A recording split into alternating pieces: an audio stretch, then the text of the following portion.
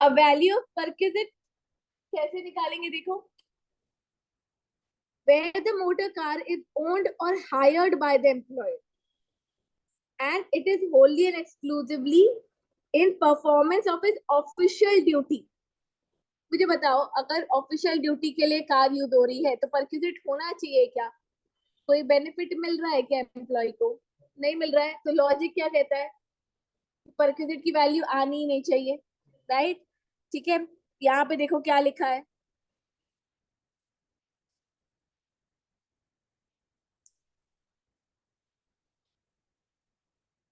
ये जो दिया है ना, cubic capacity of engine does not exceed 1.6 litres. तुम लोगों ने सुना होगा ना 1.6 सीसी. वो क्या होता है? कैपेसिटी होती है इंजन की. ठीक है, इतना ज्यादा डिटेल नहीं बता पाऊंगा मैं. क्लियर है ना? हर गाड़ी की कैपेसिटी होती है, तो वो कैपेसिटी के हिसाब से एक्चुअली वैल्यू निकाली गई है. ठीक है, तो दो चीजें देखनी है. क्यूबिक कैपेसिटी 1.6 लीटर से कम है, या क्यूबिक कैपेसिटी 1.6 लीटर या उससे ज्यादा है. ठीक है, तो अभी अपन क्या फर्स्ट पॉइंट पढ़ रहे हैं कि अगर ऑफिशियल यूज के लिए यूज हुआ, ठीक है, तो नॉट अ परक्विजिट. ठीक है, provided the document specified in note 2 below the table are maintained by the employer. देखो उन डॉक्यूमेंट क्या होंगे मैं बताती हूँ.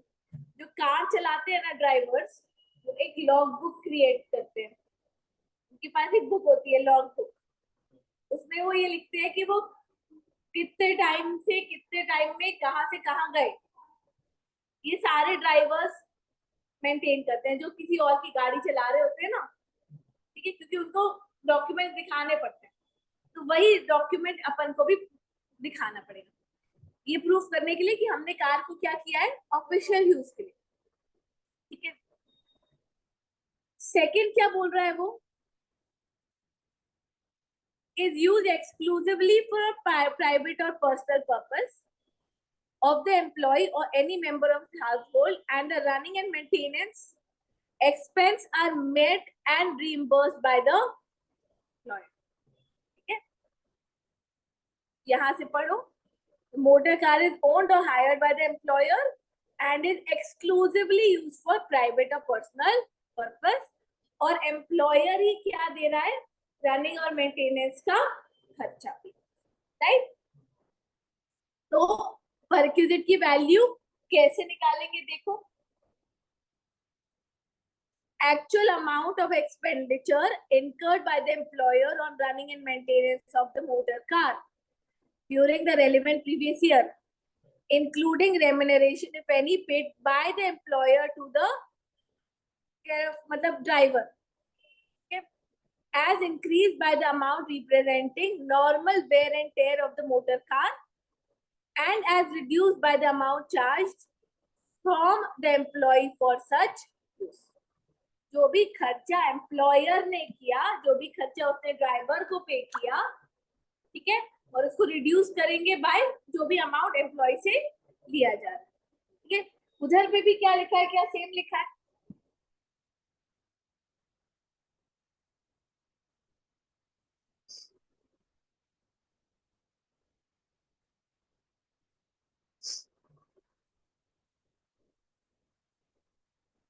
हाँ,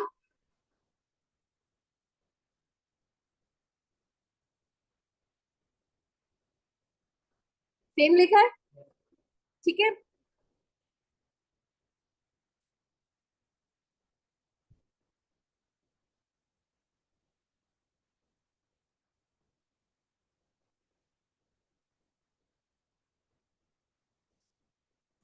चलो सी पॉइंट में देखो, यहाँ से पढ़ो. Where the motor car is owned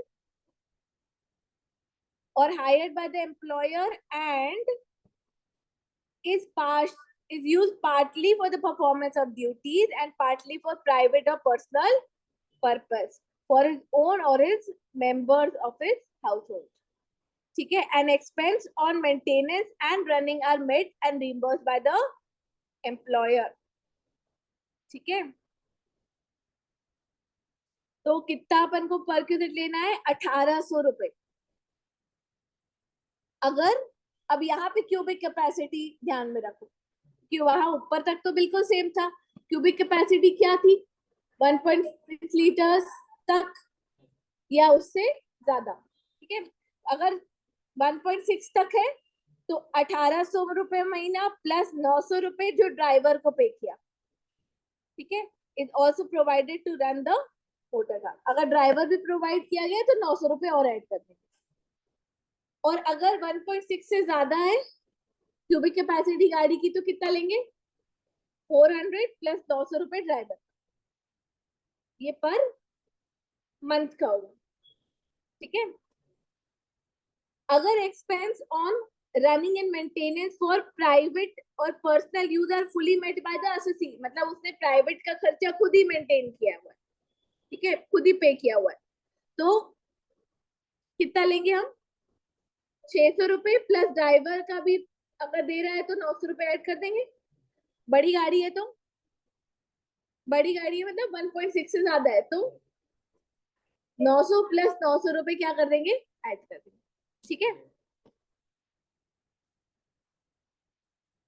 अब ये पढ़ो, where the employee own a motor car but the actual running and maintenance charges including remuneration of driver are met or reimbursed by to him by the, मतलब employ की खुद की गाड़ी है, बस रनिंग और मेंटेनेंस कौन दे रहा है एम्प्लॉयर, ठीक है। सच reimbursement is for the use of vehicle wholly or exclusively for, तो कोई परक्विजिट होना चाहिए, मेरी खुद की गाड़ी है, मैं जितना ऑफिशियल यूज के लिए यूज कर रही हूँ उतना ही बस मेरा एम्प्लॉयर मुझे पैसे दे रहा है, उससे ज्यादा नहीं, क्या मुझे कोई बेनिफिट मिल रहा है नहीं, ठीक है। बी पॉइंट देखो, such reimbursement is for the use of the vehicle partly or for the official purpose and partly for personal or private purpose of the employee or any member of his household, तो कितना incurred by the, मतलब जितना वो पैसा हमको दे रहा है,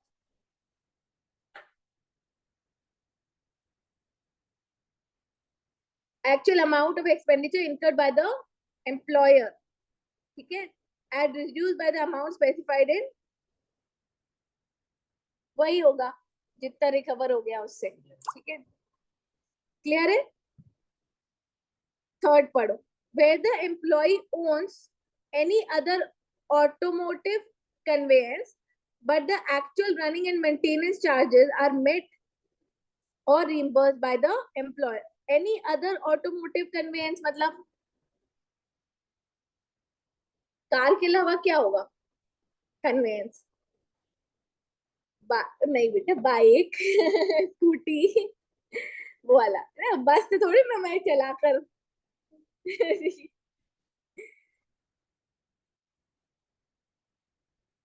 ठीक है। तो अगर कार के अलावा कोई और कन्वेंस है मेरे पास, उसका खर्चा जो है रनिंग और मेंटेनेंस का वो मुझे एम्प्लॉयर दे देता है, ठीक है। अगर एक्सक्लूसिवली फॉर ऑफिशियल पर्पस देता है तो परक्विजिट नहीं है, अगर partly for official partly for personal देता है तो जितना वो खर्चा पे करता है, देखो the actual amount of expenditure incurred by the employer as reduced by the amount of rupees 900, मतलब जितना वो खर्चा दे रहा है मुझे उसमें से 900 रुपए माइनस कर देंगे तो क्या आ जाएगा वैल्यू ऑफ पर किलोमीटर, ठीक है।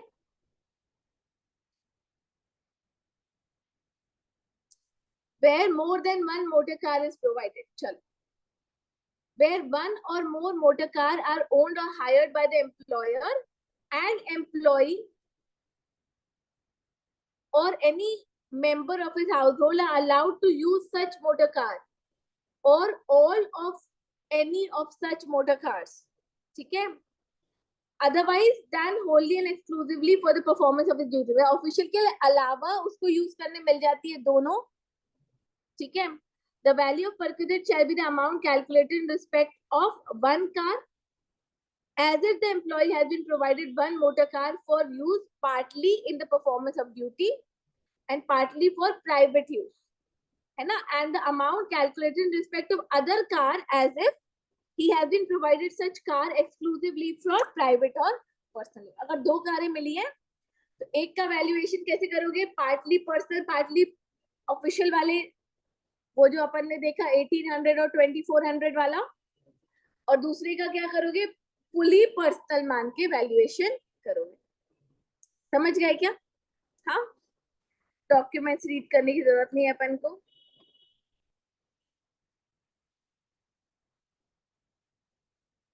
यहाँ पे देखो, पहले रुक जाओ, थर्ड पॉइंट पढ़ने से पहले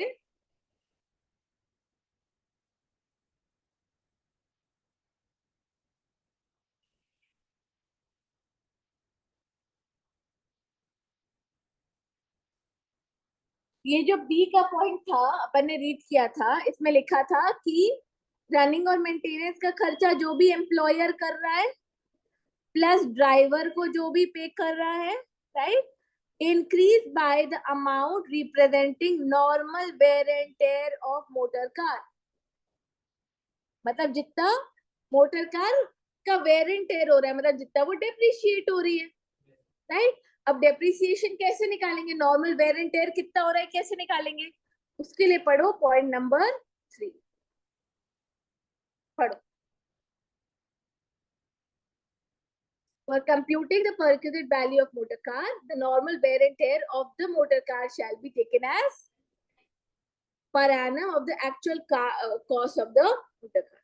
समझ में आया? हाँ, चलो यहाँ पर ये मोटर कार का कॉन्सेप्ट खत्म. जल्दी से चार्ट बनाते हैं अपन. मोटर कार फैसिलिटी हेडिंग डालनी है.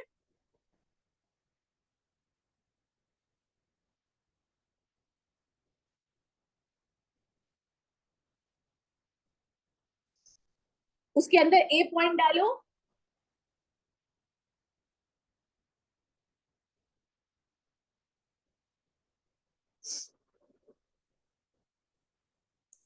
Car is used fully for official purpose.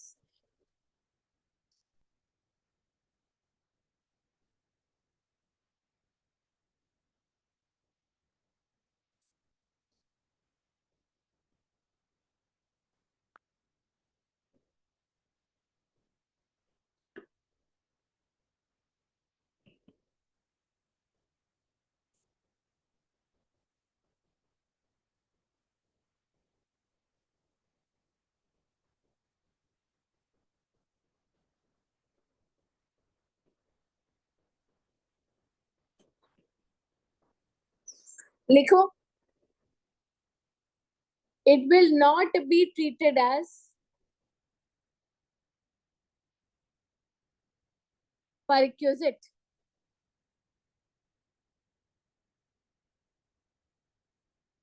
It will not be treated as perquisite. Okay. If employee maintains record of each journey, if employee maintains record of each journey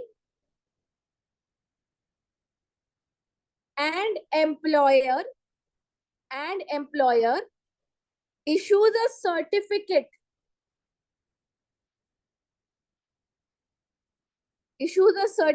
that car is fully used, employer issues a certificate that car is fully used for official purpose. वो documents वाला section मैंने read नहीं करवाया ना, उसमें यही है. एक तो आप लॉग बुक मेंटेन करोगे, दैट इज कि आप जर्नी कहाँ से कहाँ कर रहे हो, कौन से दिन कर रहे हो, राइट. और सर्टिफिकेट ले लेना एम्प्लॉयर से आखिरी में कि आपने, ताकि इनकम टैक्स वालों को दिखा सको कि नहीं ये पैसा जो मिला है बैंक में मिलेगा, क्योंकि है ना, तो ये पैसा जो मिला है वो हमारे बेनिफिट के लिए नहीं है, वो हमारा ऑफिशियल यूज का ही क्या है, रिइंबर्समेंट. ठीक है, चलो सेकेंड अपन पार्ट लिखते हैं. कार is used fully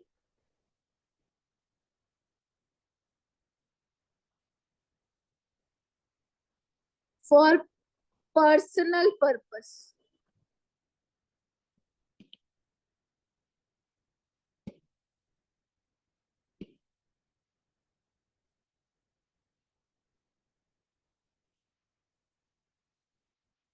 ठीक है, अब इसमें लिखो value of perquisite.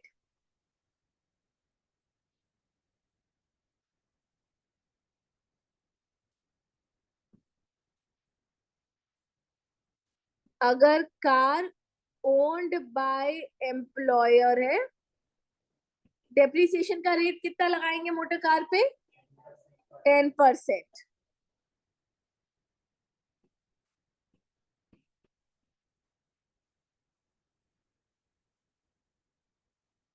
10% of cost of car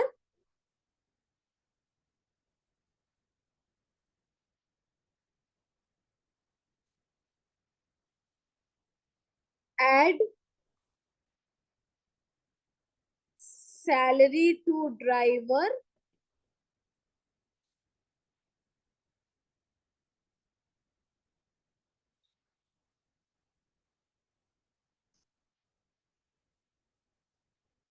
if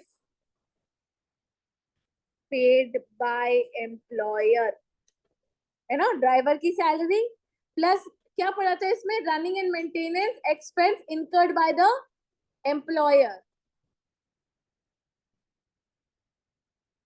running and maintenance expense incurred by employer।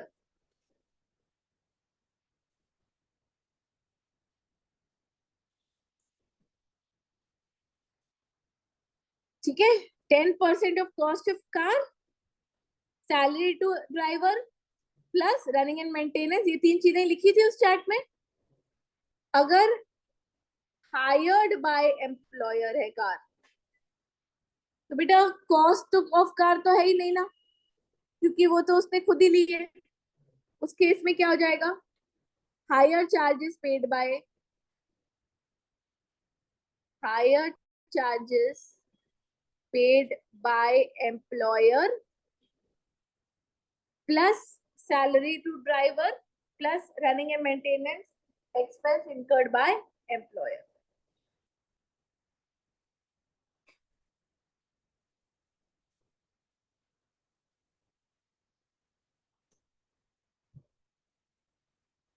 ठीक है,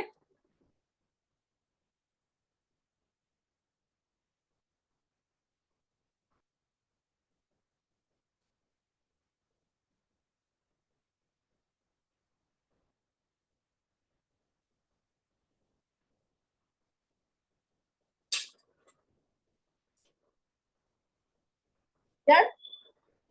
थर्ड पॉइंट लिखेंगे,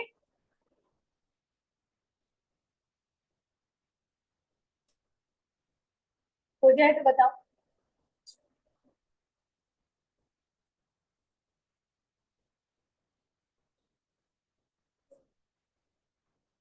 थर्ड पॉइंट डालो, car is partly use for official, car is partly used for official and partly for personal purpose।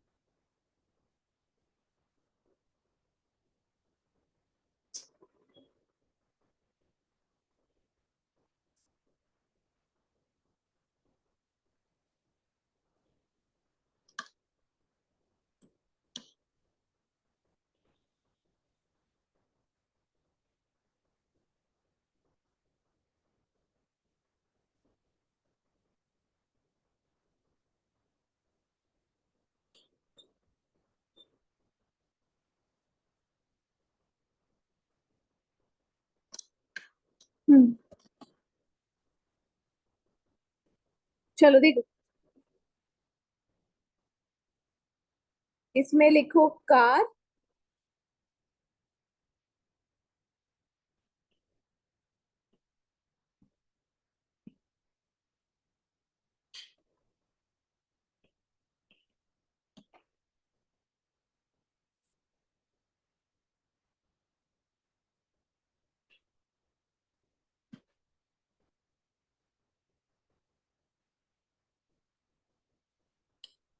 Owned by employer या owned by employ?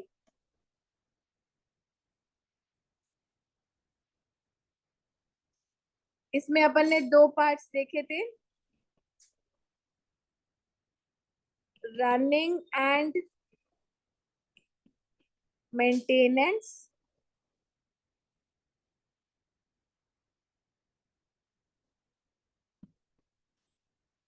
Paid by employer है, या running and maintenance short में लिख रही हूँ यहाँ पे मैं, पेड बाय एम्प्लॉय है।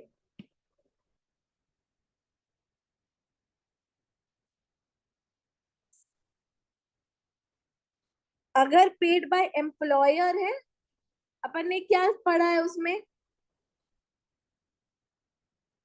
Value of perquisite will be 1800 rupees per month छोटी गाड़ी, और 2400 पर मंथ बड़ी गाड़ी। ठीक है, और क्या पड़ा है इसमें, प्लस 900 पर मंथ। ठीक है, if driver is provided, right.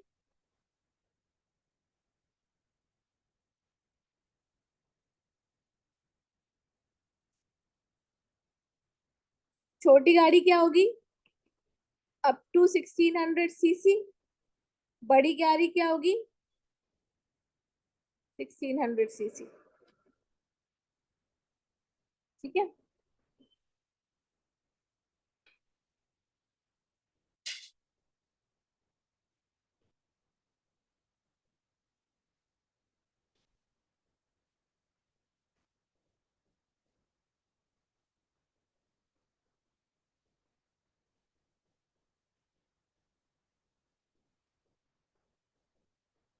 Value is equal to, अगर रिपेयर एंड मेंटेनेंस पे कर रहा है कौन, एम्प्लॉय, पर्सनल वाला खुद से पे कर ले रहा है वो। ठीक है, 600 पर मंथ और 900 पर मंथ, प्लस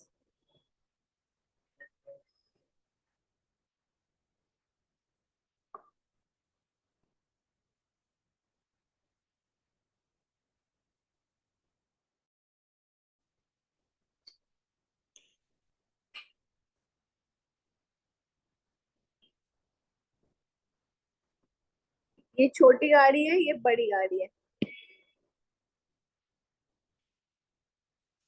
ये भी छोटी के लिए है, ये बड़ी गाड़ी के लिए, राइट, है ना, ये था।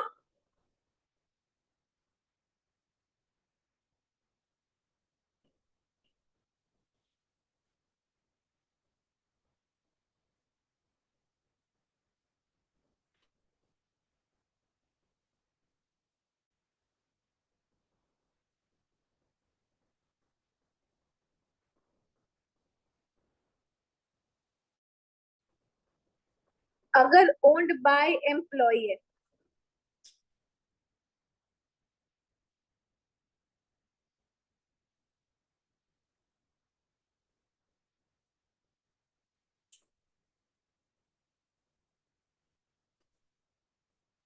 Running and maintenance paid by employ है, कार भी एम्प्लॉय की, रनिंग मेंटेनेंस भी वही पे कर रहा है। ठीक है,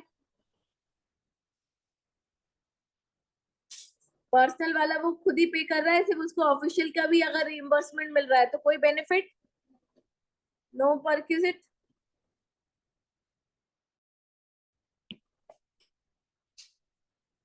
नो परक्यूजिट होगा यहाँ पे।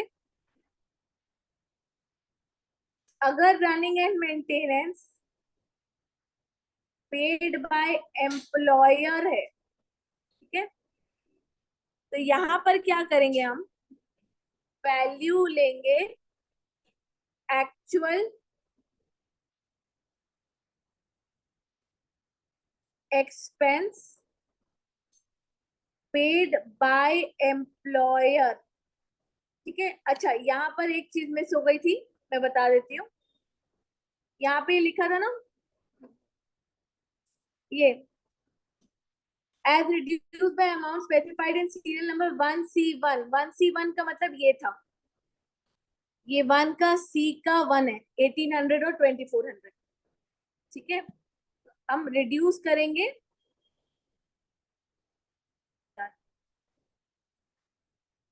1800 और 2400। छोटी गाड़ी है तो 1800 माइनस कर देंगे, जितना भी वो पे कर रहा है एम्प्लॉयर। ठीक है, value of purchase will be amount paid by the employer minus 1800 per month कर देंगे और 2400 पर मंथ कर देंगे। ठीक है, ये छोटी गाड़ी के लिए, ये बड़ी गाड़ी के लिए। ये माइनस करने के बाद जो अमाउंट आएगा that is value of purchase, that is value of, ये टैक्सेबल होगा। ठीक है,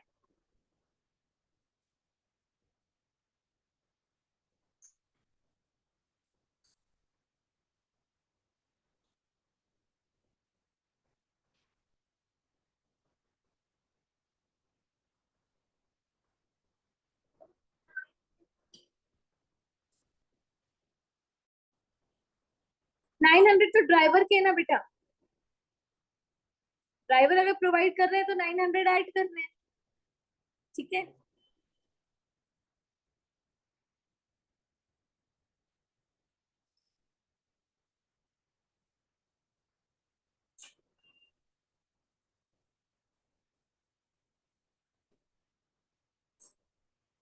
900 का पॉइंट इससे रिलेटेड नहीं है, हमको रिड्यूस क्या करना है, 18 और 24।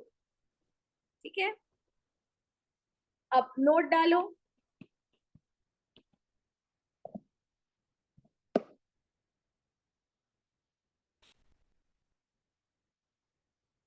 इतना लिख लिया है, नोट डालो।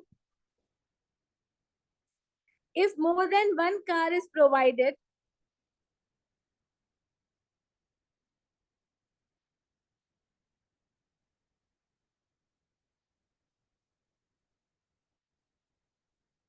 ब्रैकेट में लिखो partly official partly personal.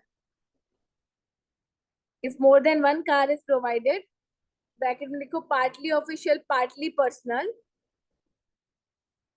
Bracket close. then one car is taxable, then one car is taxable according to, according to partly personal, partly official partly personal, according to partly official partly personal,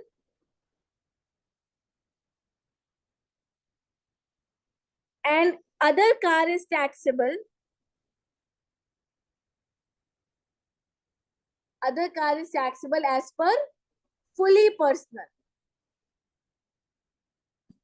as per fully personal।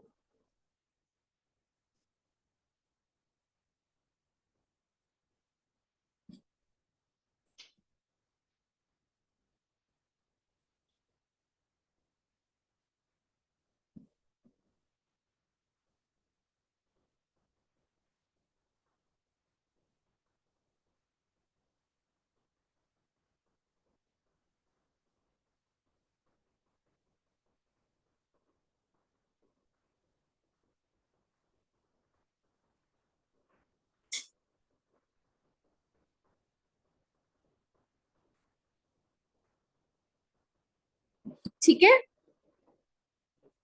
चलो इसके बाद next perquisite का heading डालो, transport facility for transport employees.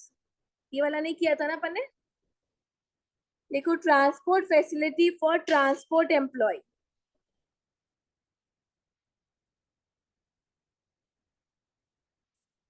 अब मान लो कोई railway में ही काम करता है, ठीक है, रेलवे में ही काम करता है, रेलवे में जॉब करता है वो, और उसको एक जगह से दूसरी जगह जाने के लिए ना टिकट ही नहीं लगती, फ्री में टिकट हो जाती है।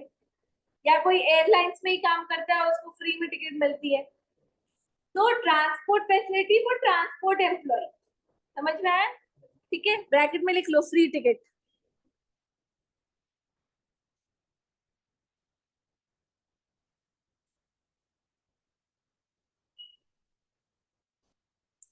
इसमें दो पार्ट्स करो, पहला लिखो फॉर एयरलाइन और रेलवे एम्प्लॉय, फॉर एयरलाइन और रेलवे एम्प्लॉय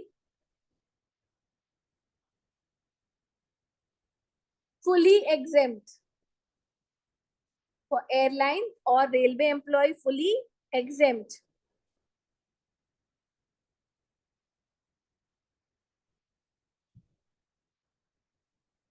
बी पार्ट लिखो, सेकंड पार्ट लिखो इसका, for other employ, for other employ fully taxable, ticket का जो खर्चा है वो क्या हो जाएगा, फुली टैक्सेबल।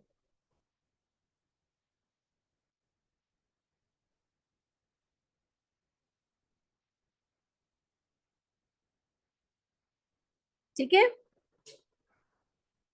इसके बाद नेक्स्ट परक्विजिट का नाम लिखो gas, electricity and water supply. Next perquisite का नाम लिखो गैस, इलेक्ट्रिसिटी, वाटर सप्लाई। आपको इलेक्ट्रिसिटी कनेक्शन दिया हुआ है एम्प्लॉयर ने, वाटर का बिल वो पे करता है, इलेक्ट्रिसिटी का बिल वो पे करता है, वाटर गैस का बिल वो पे करता है, गैस सिलेंडर वो सप्लाई करता है, ठीक है। तो क्या हो जाएगा, फुली टैक्सेबल।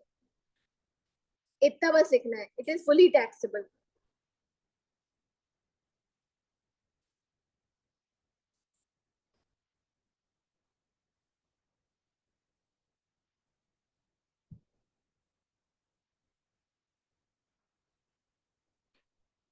है ना, हर पॉइंट में वो कसम वाली बात तो लगानी ही लगानी है, ठीक है, कि भैया अगर कोई एम्प्लॉय ने पैसा पे किया होगा तो वो क्या हो जाएगा, परक्विजिट की वैल्यू से रिड्यूस हो जाएगा। नेक्स्ट परक्विजिट लिखो, free domestic servant, free domestic servant.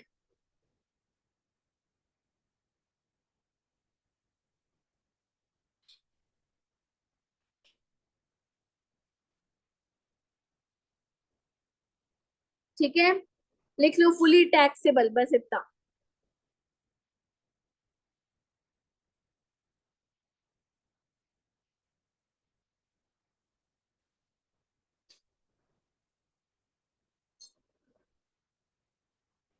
यहाँ पर कितना टैक्सेबल वैल्यू ऑफ परक्विजिट कितना होगा, या जहाँ भी मैंने सिर्फ फुली टैक्सेबल लिखवाया है, कुछ और नहीं लिखवाया, जितना भी खर्चा एम्प्लॉयर कर रहा है माइनस वो कर देंगे जो कि अमाउंट रिकवर्ड फ्रॉम एम्प्लॉय है। ठीक है, चलो एजुकेशन फैसिलिटी ऑलरेडी लिख चुके हैं।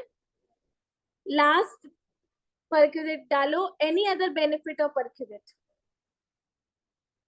एनी अदर परक्विजिट और बेनिफिट।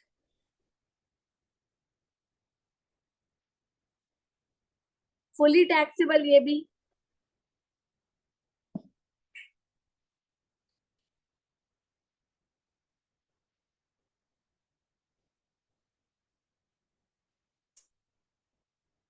ठीक है।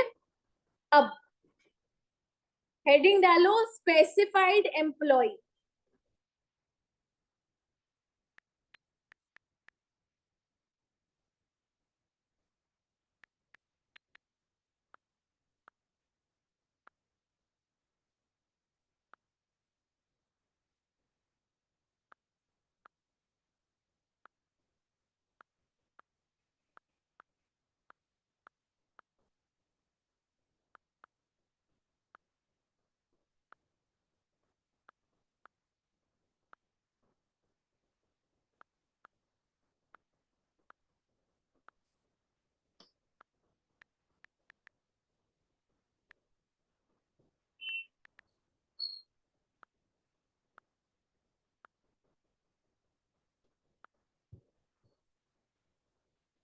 पहले अपन देखते हैं कि स्पेसिफाइड एम्प्लॉय होते कौन है, और फिर अपन देखेंगे कि जितने भी अपन ने परक्विजिट्स पढ़े उसमें से कुछ तो सिर्फ स्पेसिफाइड एम्प्लॉय के हाथ में ही टैक्सेबल है, नॉन स्पेसिफाइड एम्प्लॉय के हाथ में टैक्सेबल नहीं है। ठीक है, तो बस वो लिस्ट लिख लेंगे, बाकी परक्विजिट तो पढ़ चुके हैं। ठीक है, सबसे पहले स्पेसिफाइड एम्प्लॉय हेडिंग डाली, उसके अंदर लिखो meaning of specified employ. Meaning of specified employ,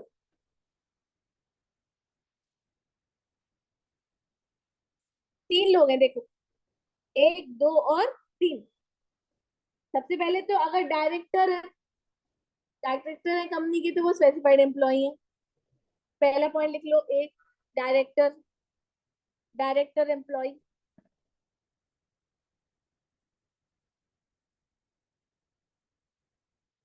full time है पार्ट टाइम है उससे कोई मतलब नहीं है, डायरेक्टर है ना, तो फिर क्या है, स्पेसिफाइड एम्प्लॉय है। ठीक है, सेकेंड पॉइंट लिखो,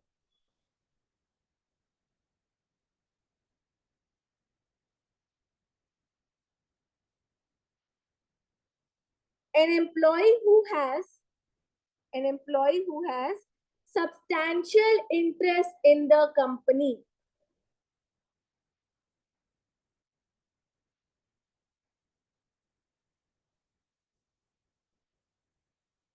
ब्रैकेट में लिखो, ब्रैकेट में लिखो होल्डिंग 20% इक्विटी शेयर्स।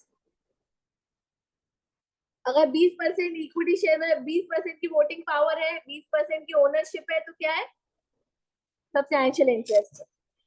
ठीक है,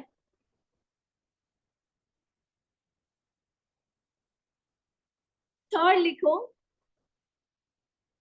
एम्प्लॉय हैविंग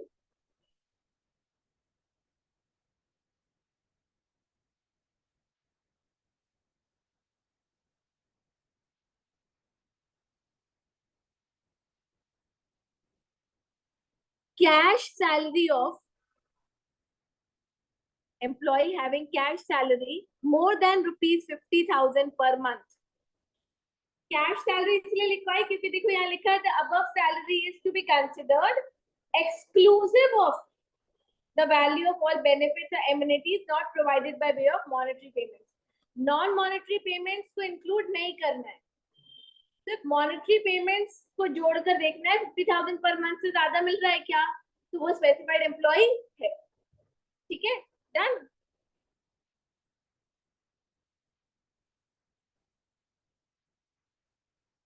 अब कुछ कुछ जो परक्विजिट्स हैं वो सिर्फ स्पेसिफाइड एम्प्लॉय के हाथ में ही टैक्सेबल है, तो लिखो नेक्स्ट, इसी के नीचे लिखो, मीनिंग के बाद लिखो perquisites that are taxable in hands of perquisites that are taxable in hands of specified employees only, specified employees only।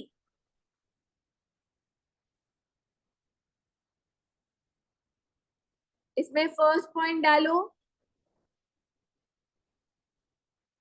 अपन ने जिस ऑर्डर में लिखा है उसी ऑर्डर में लिखवा देती हूँ। एजुकेशन फैसिलिटी,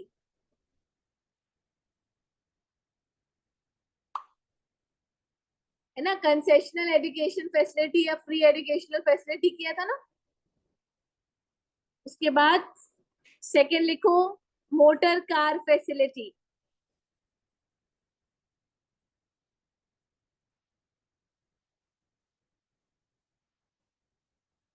थर्ड लिखो transport facility for transport employ,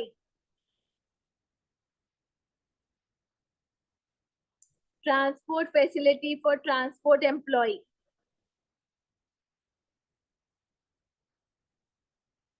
fourth gas, electricity और water supply facility, gas electricity water supply facility. And fifth लिखो आखिरी, डोमेस्टिक सर्वेंट फैसिलिटी,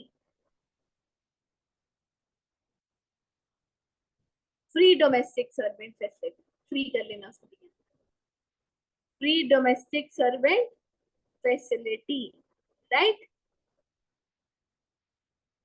समझ गए क्या?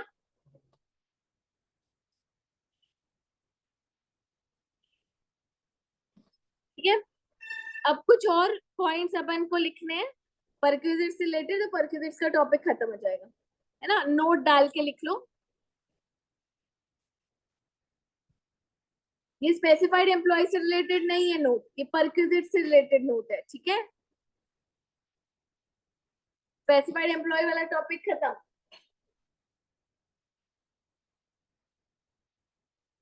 लिखो, following perquisites are not taxable, following perquisites are not taxable। First point लिखो, telephone,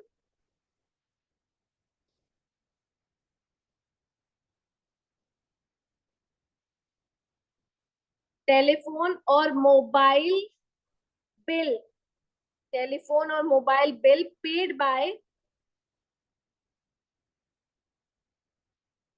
telephone और mobile bill paid by और reimbursed by employer,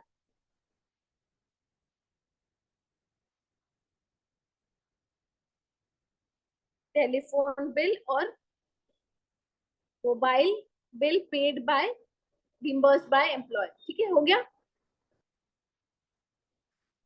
second लिखो, goods sold to employ by employer, गुड्स sold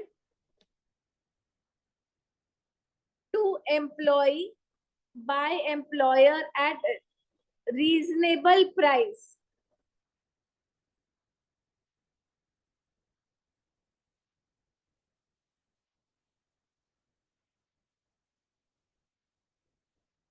third लिखो,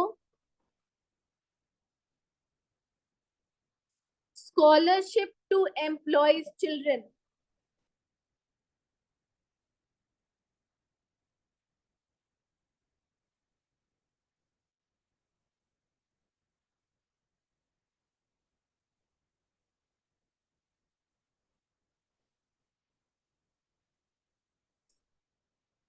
इसके बाद फोर्थ लिखो,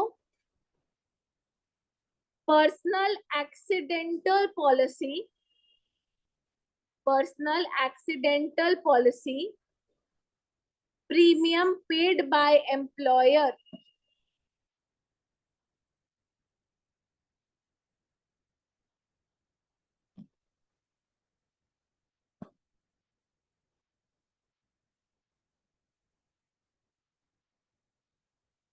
fifth point लिखो, टैक्स ऑन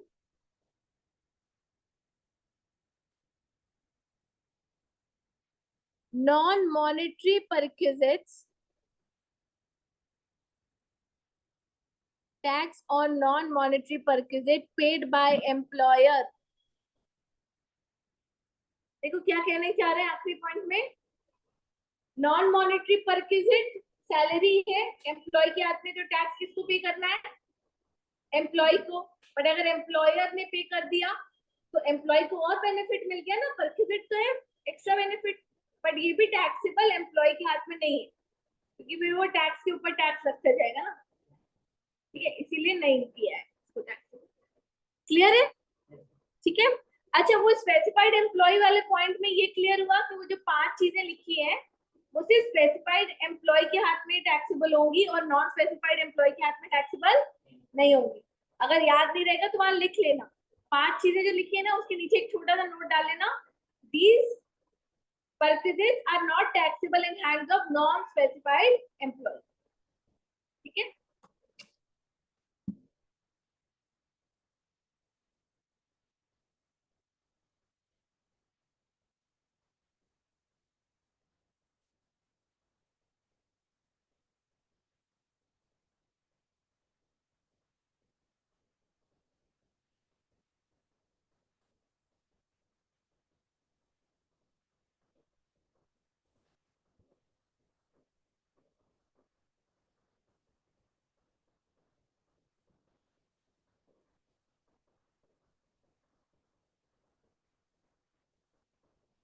डन। अपने परक्विजिट्स भी खत्म हो गए, ठीक है। अभी अपना वो प्रोविडेंट फंड वगैरह वाला बचा हुआ है, प्रोविडेंट फंड, सुपर एनुएशन फंड, वो बचा हुआ है ना।